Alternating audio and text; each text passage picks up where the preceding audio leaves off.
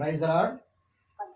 ఉదయకాల శుభములు. కీర్తన గ్రంథము 13. యెహోవా ఎన్నాళ్ళ వరకు నన్ను మర్చిపోదువు, నిత్యము మరచెదవా, నాకెంతకాలము విముఖుడవైందువు.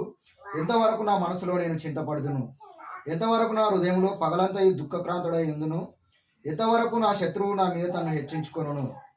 యెహోవా నా దేవా, నా మీద దృష్టి ఉంచి నాకు ఉత్తరమిమ్ము.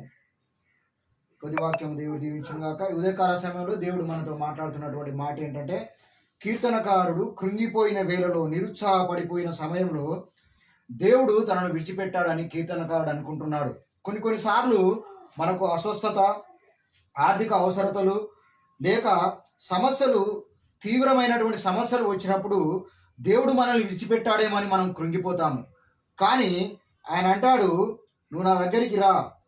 మనము పరిశుద్ధాత్మ కోసం ప్రార్థన చేసినప్పుడట ఆయన మనము చేసేటువంటి ప్రార్థనలకు జవాబిస్తానంటున్నాడు. అయితే మన జీవితాల్లో దేవుడు ఏదో ఒక ఉద్దేశాన్ని నెరవేర్చడానికి దేవుడు ప్రణాళిక కలిగి ఉండవచ్చు.